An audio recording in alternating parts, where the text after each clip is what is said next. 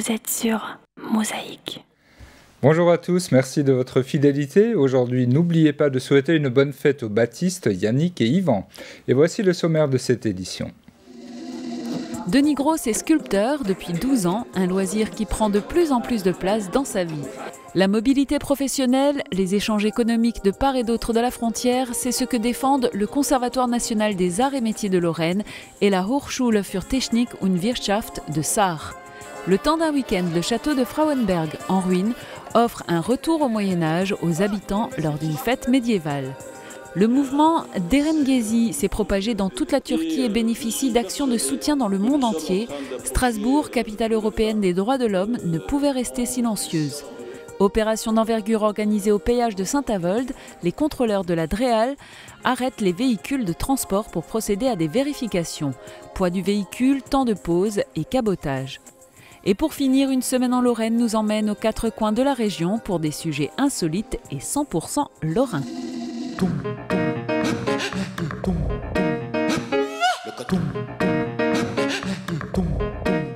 Vous êtes vu en grand sur Mosaïque. Il arrive à transformer le bois comme si c'était de la simple pâte à modeler. Denis Gross est sculpteur depuis 12 ans, un loisir qui prend de plus en plus de place dans sa vie. Charlotte Gory, Julia Bitran ont côtoyé l'artiste. Dans son entourage, personne ne travaillait le bois. C'est un art que Denis a découvert par hasard en Alsace. La sculpture sur bois, j'ai découvert dans les années 1983 lorsque j'ai fait des vendanges. J'ai vu un sculpteur, il avait 83 ans, il m'a parlé de sa sculpture et ça m'a intéressé. Il m'a ramené dans sa maison, il m'a montré tout ce qu'il pouvait faire. Donc je me suis dit, si seulement un jour je pourrais trouver un club de sculpture. Et puis c'est après que j'avais entendu qu'à Wouswiller il y avait un club de sculpture. Et c'est là que j'ai intégré à peu près dans 2001. C'est dans la bonne ambiance de ce club à Wouswiller que Denis a appris à sculpter le bois. Aujourd'hui, il maîtrise cet art très technique. Une telle sculpture ne s'improvise pas à main levée. Et la première étape consiste bien sûr à décider ce que l'on veut réaliser. Qu'il s'agisse d'animaux, de personnages ou de paysages, Denis s'inspire de ce qu'il voit, de ce qu'il aime. Donc la première des choses, je le dessine. Je prends les dimensions. Puis quand je les dessine et quand je sais exactement ce que je veux faire, je découpe mon bois de la façon qu'il doit être pour sculpter. Ensuite, je prends mes ciseaux et je commence à faire l'ébauche, j'enlève et puis je sculpte et je transforme. Comme le petit hibou. Denis travaille en priorité le tilleul, un bois tendre, mais aussi parfois d'autres essences, plus dures, comme le prunier ou le chêne, en fonction du rendu qu'il souhaite. Sculpter du bois, ce n'est pas difficile selon Denis, mais ce loisir passionnant prend du temps. Une seule sculpture peut nécessiter de 20 à 50 heures de travail. Le créneau hebdomadaire du jeudi après-midi au club de Wouswiller ne lui suffisant pas, il s'est équipé au fil du temps pour pouvoir sculpter chez lui. Ça dépend du temps. Là, j'ai d'autres travaux à faire. Alors, je sculpte pas beaucoup à la maison, mais en hiver, ça se peut très bien, je sculpte 20 heures par semaine ou même plus. Une activité prenante qui est devenue le loisir numéro 1 de ce retraité de l'usine Continentale. Dans la sculpture sur bois, c'est tout simple. Je peux m'exprimer et je peux faire tout ce que je veux et de la façon que je veux. Il faut simplement que ça plaise à moi. Ça n'a pas besoin de plaire aux autres, mais je peux m'exprimer, je peux faire quelque chose qu'on ne voit pas dans la réalité. Voilà, si vous voulez pratiquer la sculpture sur bois, vous pourrez dès le mois de septembre découvrir le club de Wouswiller.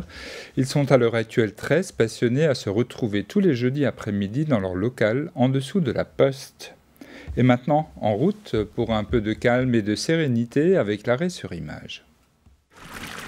J'ai trouvé mon smartphone au Crédit Mutuel. Sourire! Disponible dans vos caisses du Crédit Mutuel. Crédit Mutuel, la banque à qui parler. Mosaïque vous présente son image du jour. En pleine nature, il faut savoir parfois s'arrêter et l'écouter.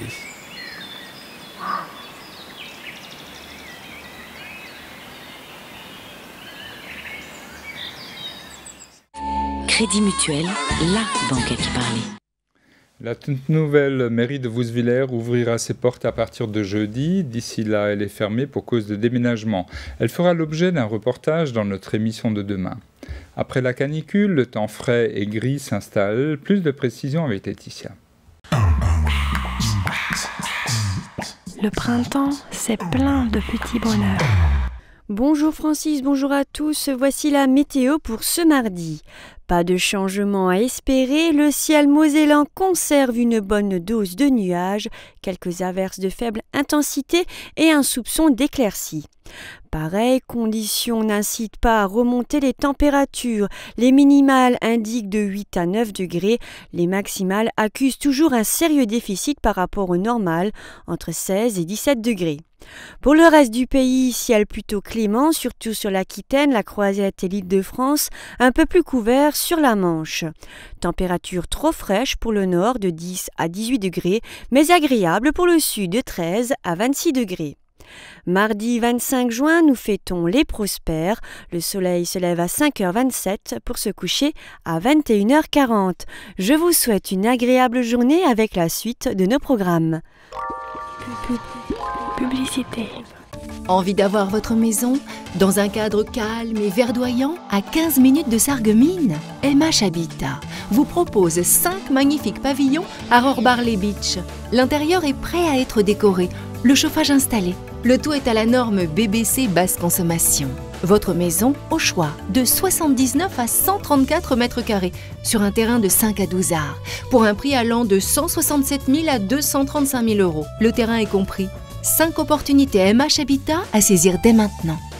Les 29 et 30 juin, grand week-end de fête à Sarreguemines pour le 22e festival des Arts de rue de la Saint-Paul. Toute la ville se transformera en une immense scène à ciel ouvert. Spectacles d'art de rue, fanfares, marché artisanal, rue des Potiers, fête de la Rivière, produits du terroir et gastronomie. Samedi 29 juin dès 23h, grande déambulation nocturne dans les rues du centre-ville avec le magnifique spectacle Les Flamants Roses. Le tout en partenariat avec l'Union des commerçants qui seront ouverts samedi de 10h à 20h et dimanche de 11h à 20h. Le festival de la Saint-Paul, les 29 et 30 juin à Sarreguemines. Info sur www.sarreguemines.fr. Faber, le spécialiste de votre jardin. Motoculture et services, vente et réparation. L'équipement complet pour vos espaces verts, style Viking, Kubota, Etesia et outils Wolf. Faber, la vie en vert.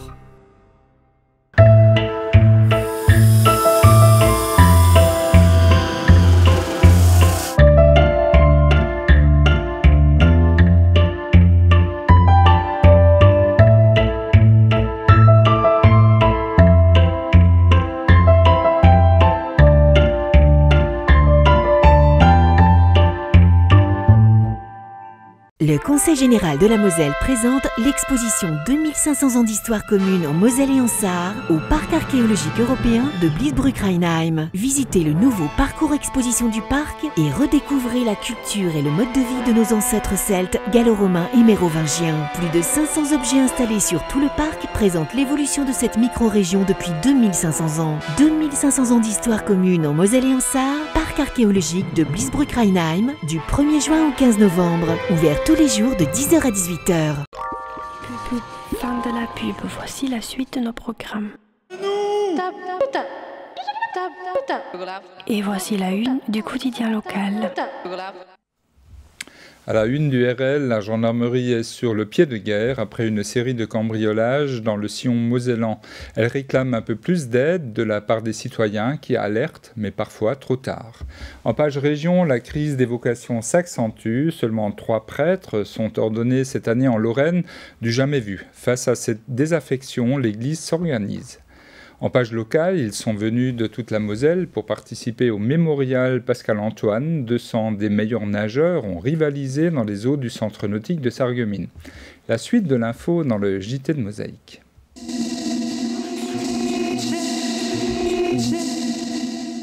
Vous êtes face à l'actualité. La mobilité professionnelle, les échanges économiques de part et d'autre de la frontière, c'est aussi pour les petites et moyennes entreprises. C'est ce que défendent le Conservatoire national des arts et métiers de Lorraine et la Hochschule für Technik und Wirtschaft de Sarre. En 2011, ces deux structures ont créé le pôle de formation transfrontalier. Le premier projet phare de cette plateforme s'intitule Action Sarre-Lorraine. Jean Mirkel. Voici l'Eurodev Center, la pépinière d'entreprise de Forbach, qui accueille notamment le pôle de formation transfrontalier. Cette plateforme est le fruit du CNAM Lorraine et de la HTV Sarre, avec le soutien de fonds européens Interreg 4A. Son but est de mettre à disposition des moyens pour faciliter le développement économique dans l'espace transfrontalier de la grande région. On est ici dans un contexte transfrontalier, ça veut dire qu'il y a des échanges, donc de la mobilité, notamment de personnes salariées, voire demandeurs d'emploi. Il y a des entreprises qui, de part et d'autre de la frontière franco-allemande, cherchent à se développer sur l'autre partie, en face, derrière la frontière, qui n'existe plus, en tout cas qui s'estompe beaucoup. Et donc l'objectif de notre pôle de formation transfrontalier franco-allemand, c'est justement de créer une offre de services franco-allemande. Concrètement, ce sont des séminaires interculturels ou comme ici un petit déjeuner thématique. De quoi échanger de l'information, se rencontrer, créer du lien. C'est également proposer des parcours de formation, une expertise et un accompagnement, notamment à des PME-PMI. Souvent, on nous fait le reproche de dire oui, mais le transfrontalier, c'est pour les grands groupes, ceux qui ont les moyens, qui parlent le français et l'allemand. Justement, l'idée de notre travail, c'est de faire en sorte que ce soit les petites et moyennes entreprises, donc les dirigeants et cadres dirigeants de ces structures, qui puissent bénéficier d'un accompagnement méthodologique sur le plan linguistique, organisationnel, juridique, etc., pour passer le cap.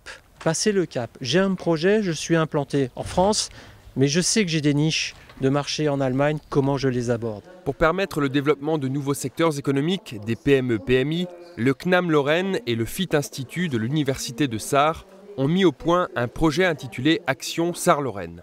Action signifie accroître les compétences transfrontalières et interculturelles des organisations. Étant donné que c'est un projet financé par l'Union européenne, la plateforme sera ouverte à toutes les entreprises et ceci de façon gratuite puisque nous sommes financés par la collectivité pour justement mettre à disposition des outils opérationnels sur le champ transfrontalier. Le projet Action Sarre-Lorraine sera présenté le 24 septembre prochain.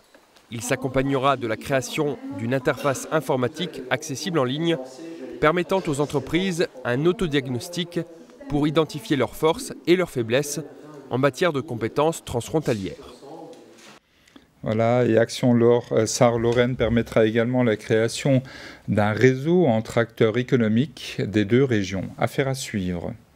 Un retour au Moyen-Âge pour les habitants de Frauenberg. Le temps d'un week-end, la ruine du château du village a repris vie et s'est mise aux couleurs du passé. Les visiteurs ont pu découvrir les secrets de ce monument historique et assister à diverses animations médiévales. Un reportage de Charlotte Gory, Cédric Kempf, Jean Mirkel et Guillaume Dumonteil. Il fut un temps où Frauenberg s'appelait Lentendirgen. À cette époque, le château de la commune, qui s'effondre aujourd'hui, appartenait au cirque. Cirque ? Tiens donc, c'est un nom que l'on retrouve sur le territoire de la communauté de communes des Trois Frontières. En effet, les seigneurs de cette même lignée sont à la fois les bâtisseurs du château de Frauenberg, mais également de celui de Malbrouck, construit plus tardivement et qui appartient aujourd'hui au Conseil général de la Moselle. Les journées de fête médiévale à Frauenberg permirent aux organisateurs de raconter l'histoire du bâtiment qui surplombe la commune et dont il ne reste plus que des ruines. Mais cet événement se voulait avant tout festif, avec des démonstrations de tir à l'arc, de combats ou de jonglerie, un bal celtique ou des ripailles moyenâgeuses en compagnie des Picastel. Une troupe de passionnés qui ont décidé de vivre comme leurs ancêtres. Je suis inspiré sur les sculptures d'époque, plus ou moins ce qui est retracé dans l'année 1400, puisque je suis surtout archer. Donc j'ai essayé de faire revivre un peu cette époque-là, du 14e et 15e siècle. Et j'ai fait les tables, la toile, et ma maman m'a aidé à faire tout ce qui est décoration de drapeaux. Classée monument historique depuis 1923, Le site revêt une importance considérable pour les membres de l'association pour la sauvegarde du château et du patrimoine de Frauenberg. Ils veulent attirer à leur cause les habitants et les collectivités locales pour ne pas que cette bâtisse soit simplement perçue comme contraignante, compte tenu des règles de construction imposées sur son périmètre, ni uniquement dangereuse en raison des chutes de pierre. On a besoin, disons, je vais dire sincèrement, de fonds du Conseil général. Et c'est pour ça que, puis aussi cette idée m'est venue de faire la première fête, c'est pour montrer au Conseil général que son château, il pouvait vivre aussi bien que Malbrouck. Il est trop tôt pour savoir si le Conseil général donnera une suite favorable ou non à cet appel du pied. Cette fête aura en tout cas permis de rassembler les gens autour d'un monument qui a traversé les générations.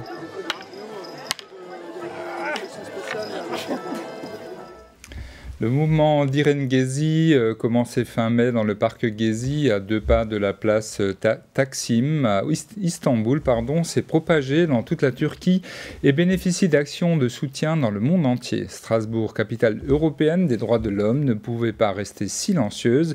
Une soirée de solidarité a fait salle comble samedi soir au cinéma L'Odyssée. Reportage de Julia Bitran. Ça a commencé comme ça. La robe rouge, le sac de toile, le policier masqué et botté, la bombe lacrymogène, les cheveux noirs qui s'envolent, la robe rouge qui fait demi-tour comme indifférente, le policier qui poursuit la robe rouge, lui aspergeant le dos avec une étrange sauvagerie. Cette robe rouge et cette femme aux cheveux noirs sont devenus les symboles de la révolte de la jeunesse turque. Une soirée pour la liberté et pour la défense des droits de l'homme. Strasbourg s'associe au mouvement d'Irène Gezi et adresse son message de solidarité envers les manifestants turcs. La soirée était organisée par le cinéma associatif L'Odyssée, qui est dirigé par Faruk Günaltay. Je pense que c'est important que cette soirée soit relayée en Turquie et qu'ils voient qu'à Strasbourg, qui est une ville symbolique, capitale des droits de l'homme, de la démocratie, du Conseil de l'Europe, du Parlement européen, eh bien, on ne reste pas silencieux. Et que ce n'est pas uniquement les Turcs de Strasbourg qui réagissent, mais c'est tous ceux qui sont pour la défense de la liberté et des droits de l'homme. Le cinéma L'Odyssée dépend des RCA, les rencontres cinématographiques d'Alsace, une association présidée par Jean-Paul Costa, qui n'est autre que l'ancien président de la Cour européenne des droits de l'homme. Ce cinéma, l'une de ses raisons d'exister, c'est que ce n'est pas un cinéma ordinaire, ce n'est pas un cinéma commercial, c'est un cinéma qui essaye de faire découvrir des films de toutes les cultures européennes, internationales, mais c'est aussi le cinéma de la ville de Strasbourg, puisque depuis 20 ans, nous sommes délégataire de service public de la ville de Strasbourg, qui est la capitale des droits de l'homme, qui se veut telle. Et donc je trouve que c'est très bien que l'Odyssée ait pris l'initiative de faire ça. Je ne vois personne d'autre qui aurait pu le faire. Cette soirée bénéficiait d'ailleurs du soutien de la ville de Strasbourg et de la présence de plusieurs conseillers municipaux. Eh bien, on ne peut pas rester insensible à ce qui se passe, on ne peut pas rester silencieux face à ces images, on ne peut pas rester sourd aux revendications qui sont des revendications simples, pouvoir s'exprimer, pouvoir interpeller, pouvoir contester. Et nous avons en France cette possibilité. La Turquie est un grand pays, c'est un pays qui se veut une démocratie. Dans une démocratie, eh bien, on dialogue, on ne réprime pas par la force des mouvements pacifiques. La répression policière disproportionnée et d'une violence inouïe en Turquie était dénoncée à travers une projection d'images filmées essentiellement à Istanbul. Des reportages et des clips vidéo tournés par des journalistes et par des manifestants. Des images fortes de mobilisation, mais aussi des scènes violentes qui ont suscité des réactions dans l'Assemblée et surtout des applaudissements de soutien envers les manifestants.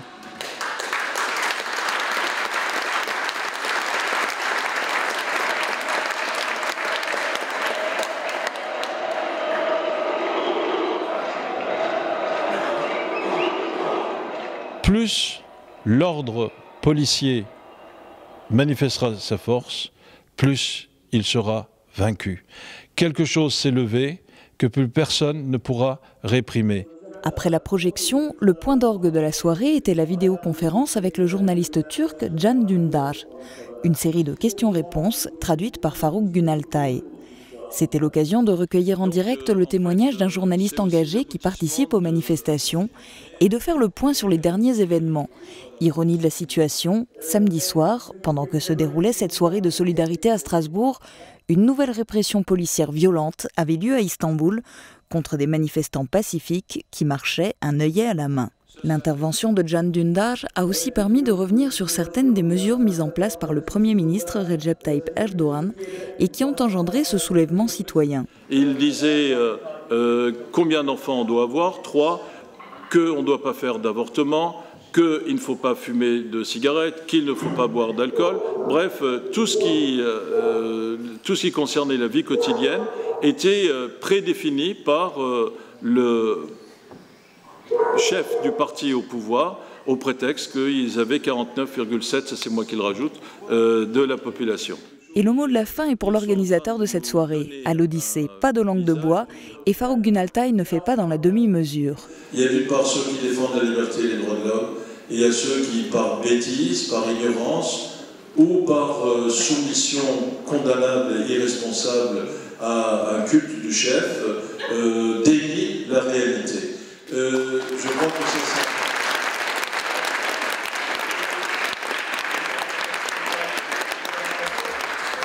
L'enquête suite à la fausse alerte à la bombe au collège Himmelsberg a progressé. Le numéro d'où venait l'appel est un numéro spécial type Skype. Les policiers ont pu remonter à un ordinateur et à son jeune utilisateur, un élève de 3e de l'établissement. Il a une quinzaine d'années, il a été placé en garde à vue. A priori, il n'était pas seul au moment des faits. Les policiers n'ont pas encore le nom des complices.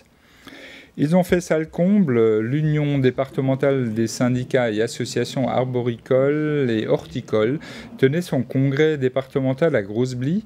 Le président Pruvot a mis à profit cette réunion pour aborder différents points comme la gestion des vergers, les ravages causés par la charca ou l'abandon des insecticides au profit des systèmes biologiques.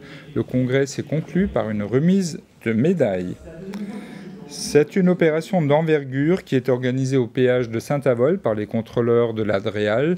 Ils arrêtent les véhicules de transport pour procéder à des vérifications, poids du véhicule, temps de pause, cabotage. Si l'opération est bien réelle, en coulisses, elle permet à des homologues d'autres pays européens de découvrir les méthodes de travail en France et d'harmoniser les pratiques. Le sujet de nos confrères de TV8.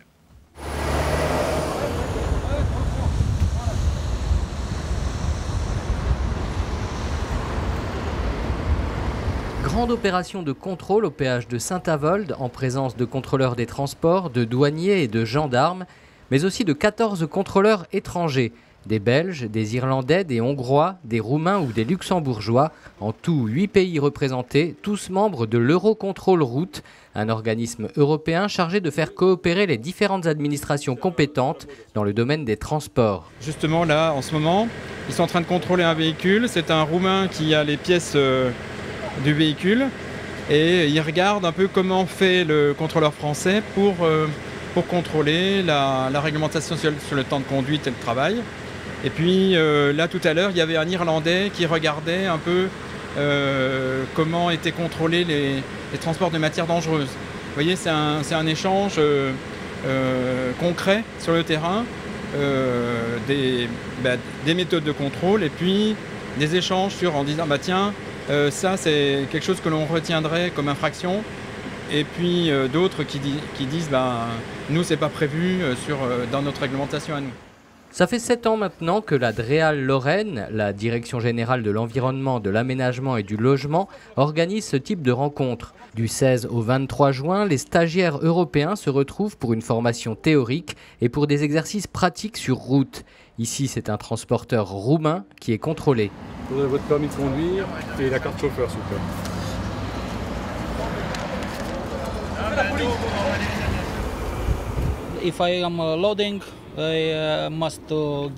Ils m'ont posé des questions sur mon chargement. J'ai dû donner ma carte, ma licence et tous les documents du camion. Ils veulent tout savoir.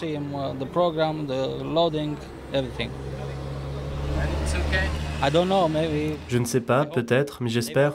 Ils sont allés vérifier et après ils reviendront me dire si c'est OK ou pas. Cette année, 2 thèmes principaux ont été retenus, le contrôle du poids et de la dimension des véhicules et le respect des réglementations sur le cabotage, l'autorisation temporaire pour un transporteur de réaliser des opérations sur un territoire étranger. Mais les contrôles habituels concernant l'arrimage ou encore les temps de repos et de conduite sont également effectués. Conduite journalière, 10h37. Et nous sommes en train de contrôler les temps de conduite et de repos des chauffeurs. Ça nous apporte des connaissances supplémentaires parce qu'on peut poser les questions. Si nous avons, des doutes quant à l'interprétation d'une réglementation, on a différents avis à notre disposition.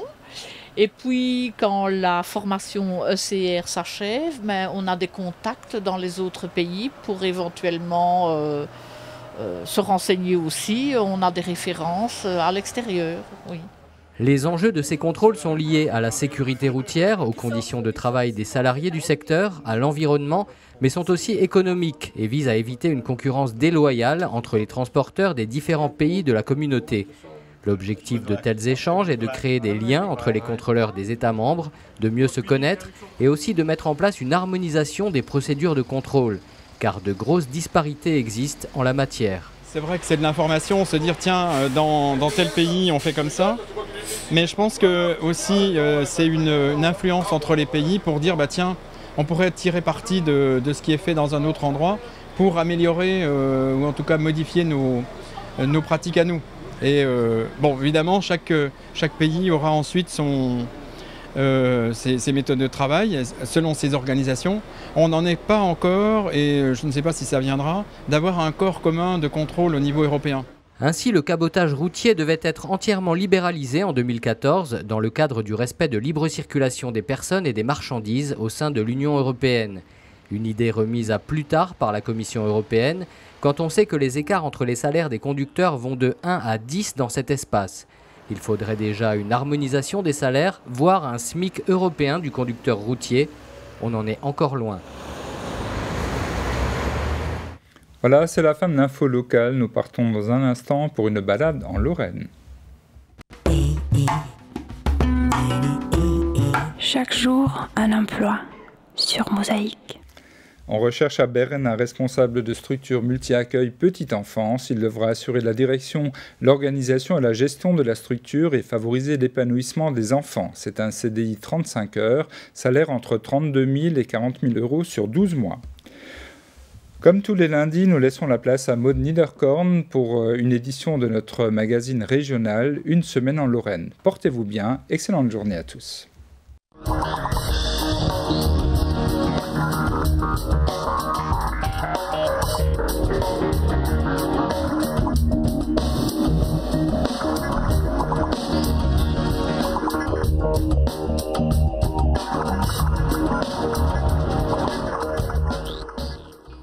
Salut à vous les Lorrains, c'est déjà la 29e édition de votre magazine régional Une semaine en Lorraine. Et comme chaque semaine, vos télés locales sont parties à la découverte des départements de notre région et nous ont rapporté des images qui vont vous faire vivre la Lorraine et vous faire découvrir ceux également qui la font vivre. Et aujourd'hui, nous nous rendrons au cœur de la carrière Granula Vica de Mézières en Meurthe-et-Moselle. Carrière engagée dans une démarche environnementale volontaire. 1000 arbres ont déjà été plantés pour remettre le site en état. Nous verrons également, nous ferons connaissance avec les membres de l'association vosgienne Oiseaux Nature qui propose d'initier les volontaires à la fabrication de nids artificiels. Nous partirons dans les Vosges assister à un atelier pratique. Et puis nous parlerons de cuisine moléculaire avec le chef Sylvain Relativo, chef cuisinier passionné qui donne des cours de cuisine et propose également des services aux particuliers. Mais d'abord, je vous propose de revenir sur un rendez-vous qu'aucun lycéen n'aura manqué cette semaine. Il s'agit des épreuves du bac, bien entendu. Comme le veut la tradition, c'est l'épreuve de philo qui a ouvert le bal. Et parmi les sujets sur lesquels les élèves pouvaient disserter, le travail permet-il de prendre conscience de soi? Interprète-t-on à défaut, sans savoir? Ou encore, le langage est-il un outil? N'est-il qu'un outil? L'équipe de Vosges Télévisions est allée prendre la température du côté du lycée Lapic d'Épinal, quelques minutes seulement avant le démarrage des épreuves. Près de 665 000 au niveau national, 3 702 très exactement dans les Vosges. Rencontre ce matin avec les candidats au bac 2013, quelques minutes seulement avant la très symbolique et tout aussi redoutée épreuve de philo. Alors expliquez-nous, vous avez quoi dans les mains là? J'ai des fiches de révision pour la philosophie, donc c'est la première épreuve. Oui, c'est les tiennes.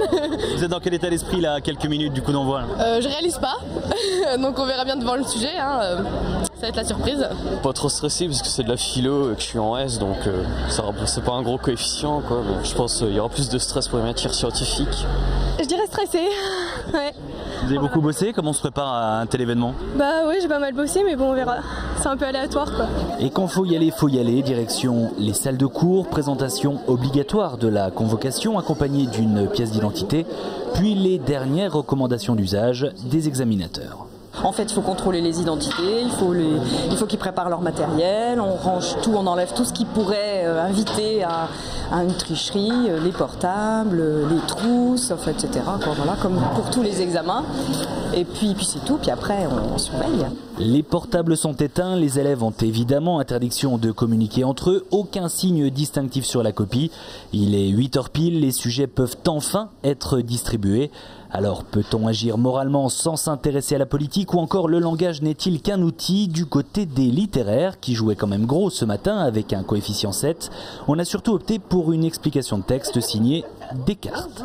C'est plus facile je trouve d'avancer avec le texte parce qu'on a les idées devant nous et puis il faut juste les interpréter, savoir les discuter et tout ça, alors que la dissertation il faut savoir je sais pas, ouais c'est sûr, c'est plus difficile, on avance plus dans le vide et moi je préfère plus quand c'est dessiné devant nous, il faut juste enfin voilà. Bon, on stresse surtout avant de recevoir la copie, quand on a la copie on réfléchit, on pense plus que c'est le bac. Voilà. Et après c'est parti. Voilà, c'est parti. Mais encore une fois, la philo n'est que le coup d'envoi d'une semaine interminable pour les élèves de terminale qui devront patienter ensuite jusqu'au 5 juillet pour connaître les résultats et enfin profiter du soleil et d'un repos bien mérité ou prolonger un peu le suspense avec une petite séance de rattrapage. Épreuve enfin terminée donc, et comme vous avez pu l'entendre, les résultats seront rendus le 5 juillet et les épreuves de rattrapage auront lieu jusqu'au 10 juillet inclus. Partons à Mézières à présent, en Meurthe-et-Moselle, au cœur des carrières Vicat qui produisent chaque année 400 millions de tonnes de granulats issus de la roche calcaire. Depuis plusieurs années déjà, la société s'est engagée dans une politique de développement durable. Les carrières exploitées sont remblayées puis reboisées et un plan de sauvegarde des espaces naturels a été mis en place avec les habitants des villages alentours. Mirabel TV était sur place. Alors devant on a mis des pins parce que c'était on a pensé que les feuillus seraient plus sensibles à la poussière, donc on a mis des pins en première rangée là par exemple. Et puis derrière on a les feuillus. Des plantes habituées au sol pauvre, à la sécheresse et à la poussière, des caractéristiques idéales pour un décor végétal installé en plein cœur d'une carrière. Il y a 10 ans se tenait ici un front de taille de plus de 15 mètres. Aujourd'hui, 1000 arbres permettent à l'activité industrielle Vicat de se fondre dans le paysage. Si vous venez le soir, vous avez des chevreuils, vous avez des sangliers, vous avez des lièvres qui sont, on les voit dès le coucher du soleil, vous avez des lièvres. Le but, c'est qu'après l'exploitation, effectivement, la carrière, c'est une parenthèse dans l'activité du plateau. Et on redonne après la nature, en aménageant un peu cette nature, pour qu'elle retrouve une deuxième vie. Et ces espaces naturels ont été restaurés en collaboration avec les habitants des villages alentours. Une entente qui n'existe pas toujours entre locaux et industriels. Mais depuis les années 90, la carrière de Mézières s'est engagée dans une politique de développement durable. Elle a été récemment primée premier site national dans un concours. Vous avez une route qui évite les villages, qui est totalement masquée puisque vous êtes arrivé par le village, vous n'avez même pas vu la route, vous n'avez pas entendu les camions, alors que nous avons plus de 100 camions tous les jours qui passent dans la carrière. On va faire prochainement des transports par voie d'eau, puisqu'on va réactiver le port de Neuf-Maisons qui est à 6 km pour faire du transport fluvial.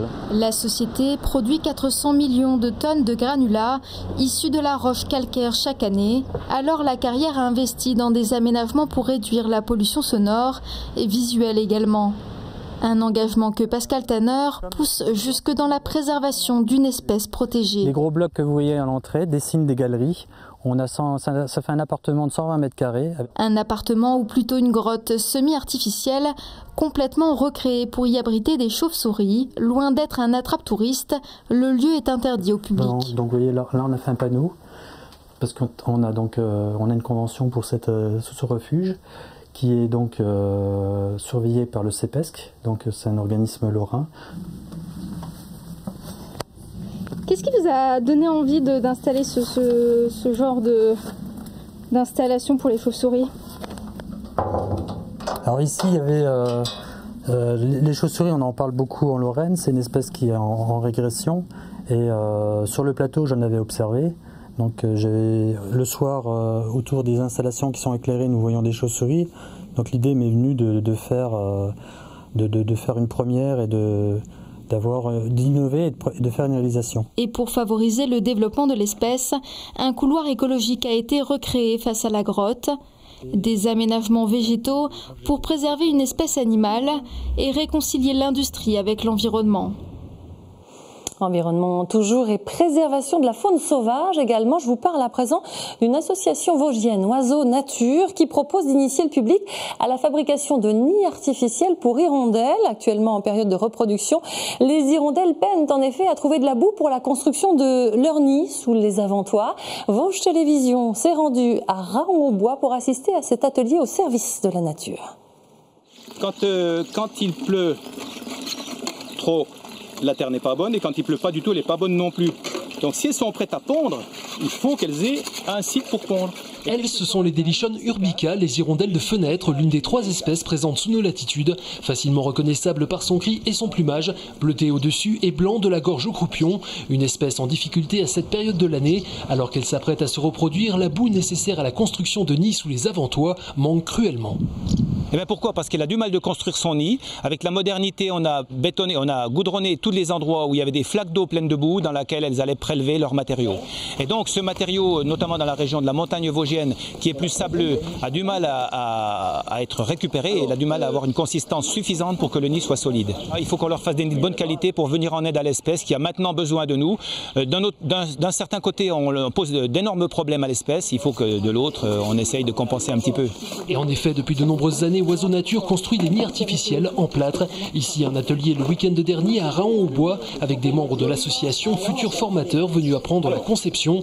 Moulage en plâtre donc, démoulage, pose des attaches, découpage de l'entrée sur mesure pour des avantages multiples au final pour l'oiseau et pour l'homme. Ça, c'est une simulation d'avant-toit. Donc, deux vis qui vont fixer le nichoir sous le trou, sous le toit. Et un petit passage qui empêche le moineau de rentrer. Il rentre pas là le moineau? Non, bah là, il est large là. Il est large, il est peut-être un peu plus large.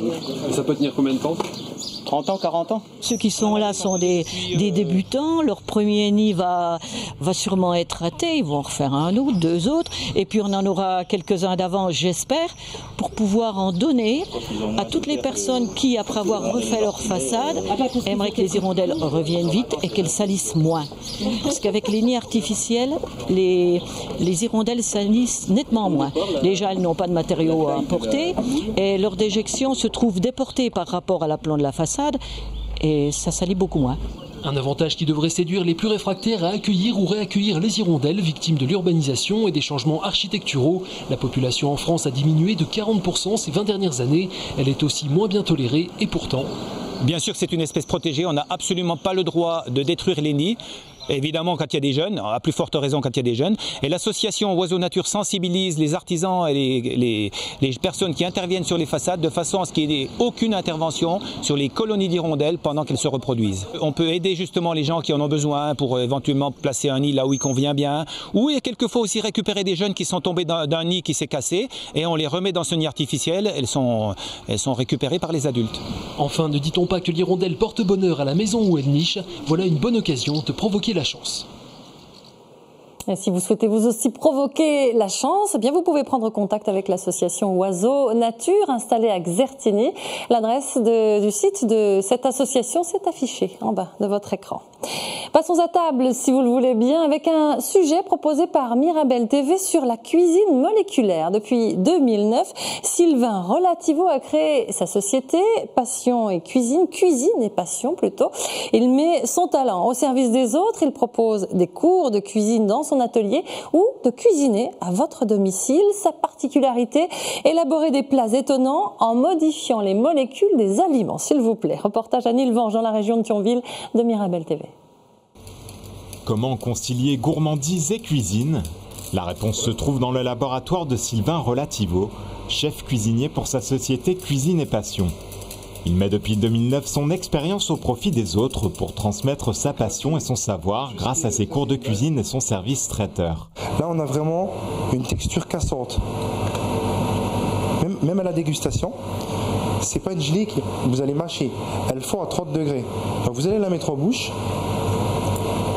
et vous allez laisser la fondre. C'est pas du tout la même texture qu'une gelée caoutchouteuse. Donc c'est très agréable en bouche en fait. Et l'une de ses spécialités, c'est la cuisine moléculaire.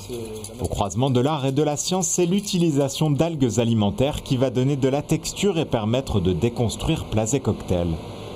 Une discipline quelque peu boudée en Lorraine. Ici dans notre région, je pense que le terme n'a pas été bien choisi. On parle beaucoup de cuisine moléculaire, tout le monde dit ça n'a pas de goût, c'est pas bon. Non, c'est pas vrai. Le produit c'est exactement le même qu'en cuisine traditionnellement à l'ancienne, je dirais, ou qu'en cuisine avec les nouvelles techniques. On a au niveau du goût peut-être même d'autres saveurs parce que ça accentue les goûts. Une cuisine plus légère et équilibrée à l'aspect étonnant, comme avec cette mayonnaise élaborée sans huile, sans jaune et sans moutarde, ou encore la transformation de produits à l'azote liquide. Mais l'un des aspects qu'il affectionne le plus dans son entreprise, c'est son travail à domicile, celui de sa clientèle. Le contact des gens, on rentre vraiment de leur intimité. Voilà, on est là, les gens sont comme au restaurant, donc c'est un plaisir aussi bien pour moi et aussi bien pour eux, comme ils n'ont pas à se déplacer. Des clients qui n'hésitent pas à lui confier leur cuisine le temps d'un repas. Après un accord au préalable sur les aliments qui composeront le menu, Sylvain entre alors en scène aidé de son maître d'hôtel. Une fois que c'est fait, on leur propose de passer à table, ils passent à table, servent visuellement et c'est parti. Okay. Et comme ça, au moins, ça te permet aussi d'avoir l'accueil, le vestiaire, c'est le vestiaire, tu passes ici, ils terminent le champagne, ils ont terminé le champagne, ils repassent. Si la majorité des plats ont été élaborés en amont dans son laboratoire, tout doit être prêt et impeccable avant l'arrivée de tous les convives. L'avantage, c'est que vous êtes chez vous. Très simplement aussi, vous profitez de votre lieu et vous avez les prestations d'un grand restaurant avec la possibilité d'être libre, la possibilité d'être avec vos invités, vos convives, de profiter pleinement de leur présence et de ne vous soucier de rien. L'apéritif, c'est le moment que Sylvain choisit pour finaliser et dresser ses mets. Vient alors la présentation de ceux-ci suivie du déclochage. Alors messieurs, dames, pour commencer ce repas, je vous invite à déguster donc une Saint-Jacques juste snackée, tartare de mangue et ananas à la verveine, quelques fleurs de pensée, abricots, et la sauce c'est un coulis de curry à l'orange. Bonne dégustation messieurs, dames. Et après quelques bouchées, c'est l'émerveillement. Une formule que ne regrettent pas Jean-Guy et ses invités. Je reconnais, donc après avoir consommé les premiers mets, que vraiment j'ai bien fait de faire appel à lui. C'est facile, étant donné qu'on met les pieds sous la table, il ramène les couverts, les assiettes, le décor, et puis surtout des plats savoureux. C'est différent par rapport au restaurant, c'est une dimension, une formule que je ne connaissais pas, je pense que qui est agréable. C'est plus sympa, on se sent chez soi, d'être servi chez soi comme au resto, c'est quand même unique, quoi. À la fin du repas, ils s'éclipseront en ayant pris le plus grand soin de laisser la cuisine propre et rangée comme à leur arrivée. Et pour être servi chez soi comme un roi ou participer à un cours de cuisine, eh bien, rendez-vous sur le site Cuisine et Passion. L'adresse s'est affichée sur votre écran et sachez que des cours pour les enfants sont également disponibles sur demande. Dans quelques instants, dans une semaine en Lorraine, place aux arts qui rassemblent avec d'abord la manifestation Les Arts Urbains qui se déroulait à Farébersvillers dans le bassin houillé. Une journée de fête pour permettre aux habitants de se rencontrer. Vous verrez. Et puis, nous nous quitterons en musique musique avec la fanfare municipale de Sarreguemines qui célébrait son 130e anniversaire. Une fanfare qui a su renouveler son répertoire. Vous l'entendrez. Mais d'abord, pour l'heure, je vous propose de nous rendre dans la Meuse à Stenay, très précisément, où l'équipe de MyLorraine.fr a poussé la porte du plus grand musée d'Europe consacré à la bière sur une superficie de 3000 mètres carrés.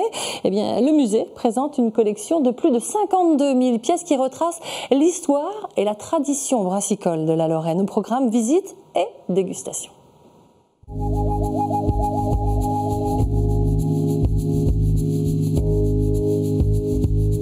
Le musée de la bière est un musée qui se trouve dans le centre de la petite ville de Stenay, dans le nord du département de la Meuse et dans le nord de la Lorraine. Le musée de la bière à Stenay n'est pas là par hasard, c'est tout simplement parce qu'on est dans une ancienne région qui était très brassicole et pas vinicole. Très peu de vignes dans nos régions, mais beaucoup plus de céréales qui vont permettre de fabriquer cette boisson.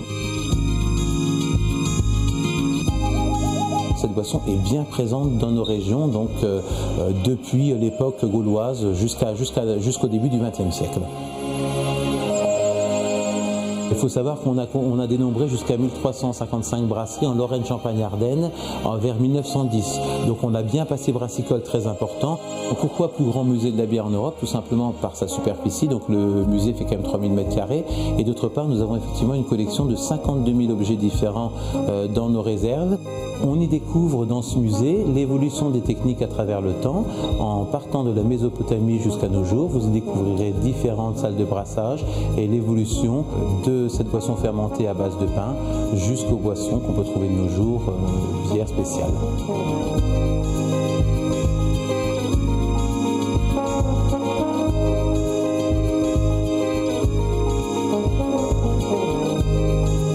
Fin du 19e siècle, on s'aperçoit que fabriquer de la bière, c'est très complexe et qu'on a besoin de toutes ces recherches telles que Pasteur l'a fait ou Carré auparavant, qui vont permettre justement de qualifier une boisson qui est quand même très difficile à fabriquer. C'est-à-dire que grâce à toutes ces recherches, on va avoir des bières de bien meilleure qualité. Je vous invite à découvrir donc ce musée qui est un musée unique en Europe, musée des arts et traditions brassicoles, où vous y découvrirez la fabrication de la bière de ses origines à nos jours et de découvrir l'importance de ces collections et l'importance du bâtiment à consommer sans modération.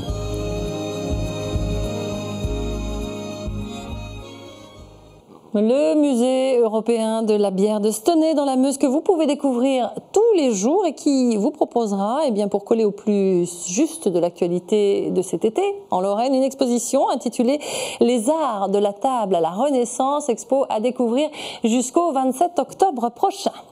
Les arts urbains sont des arts qui rassemblent. C'est également le dénominateur commun de l'animation proposée il y a quelques jours à Fars-Ebersviller par l'ASBH, l'association sociale et sportive du bassin houiller. Une journée festive organisée pour rassembler et faire se rencontrer petits et grands habitants des différents quartiers de la ville. Le but, offrir une nouvelle dynamique grâce aux artistes qui ont donné le la. Reportage de TV8. Rassembler la population de Fars-Ebersviller autour de la parole, du conte, du chant et de la musique, c'est l'objectif que se fixe la responsable de l'ASBH lorsqu'elle lance ce projet. Une journée consacrée aux arts urbains et vivants avec ribambelle d'ateliers et de spectacles. Pour moi, il est très important de transformer la vie urbaine des quartiers en apportant une nouvelle dynamique, on va dire. Sous la tente Jamal Afba, littéralement la place des artistes, le conteur Mourad Frik. On les mâchouille. Ma maman m'aime. Même tu peux faire comme ça. Oh, ma maman m'aime. Attention pour le dernier duel de dialogue de sourds. Honneur à la petite, c'est parti. Ma maman m'aime. Ma maman m'aime. Vas-y, dis, n'aie pas peur d'elle, n'aie pas peur. Parle fort. Enfants et adultes profitent du spectacle et y prennent part.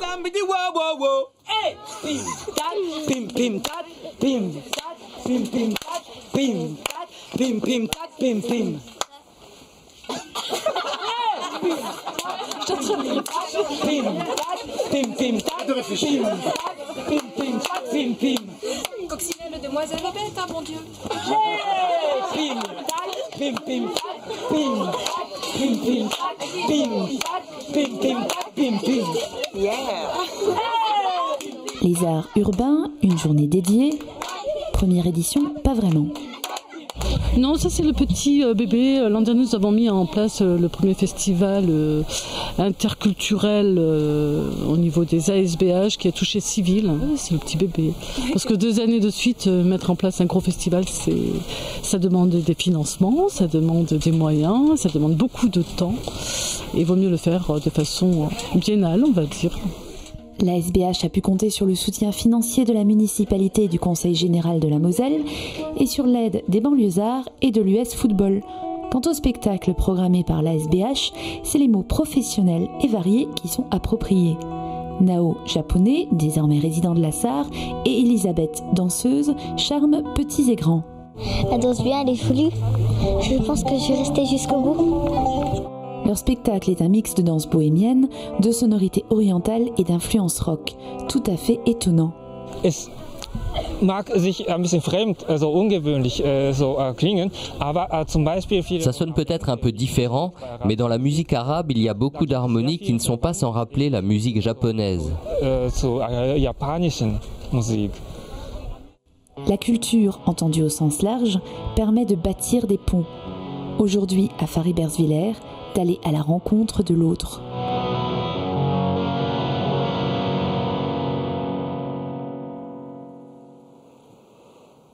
Culture, toujours, et musique pour finir ce magazine avec le 130e anniversaire de la musique municipale de Sarreguemines, célébré il y a quelques jours sur la scène de l'hôtel de ville. Une fanfare qui, malgré son grand âge, n'a pas pris une ride, notamment grâce au répertoire de grands classiques d'hier et d'aujourd'hui. Un reportage pour les oreilles que vous allez découvrir, qui est proposé par Mosaïque TV.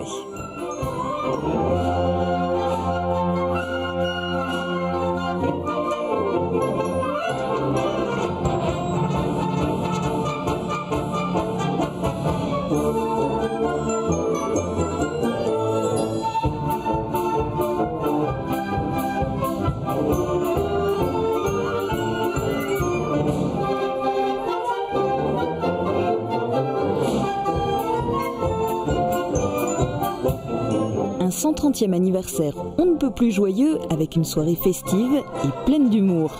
La musique municipale de Sarreguemines a célébré ses 130 années d'existence en fanfare et pour l'occasion elle a fait appel à des invités de marque, notamment Namestra, un ensemble de cuivre de haut niveau, résultat de la fusion entre des solistes des orchestres de Nancy, Metz et Strasbourg.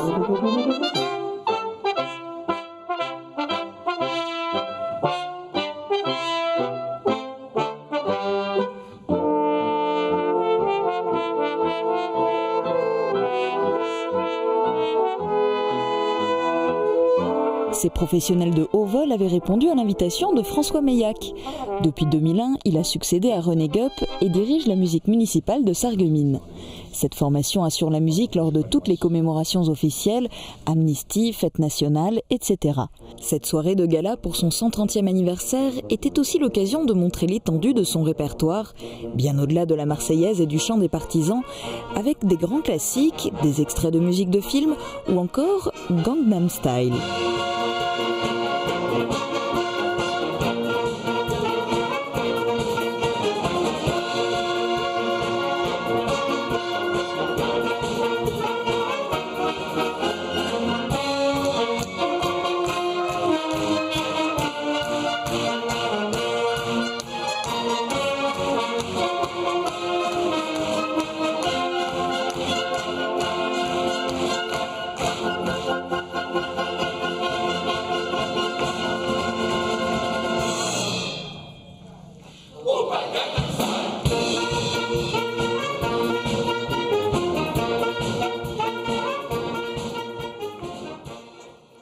Voilà, et sachez que la musique municipale de Sarreguemines vous invite à passer une journée au parc en musique. Ce sera le dimanche 7 juillet de 11h à 19h. Plusieurs formations musicales seront présentes tout au long de la journée. Avis donc aux amateurs. Voilà, c'est sur ce Gangnam Style inédit que nous nous quittons. On se retrouve la semaine prochaine pour un tout nouveau tour de la Lorraine en images. En attendant, prenez soin de vous. Merci aux télés locales qui nous ont permis de réaliser cette émission et merci à vous pour votre attention et votre fidélité. À très vite.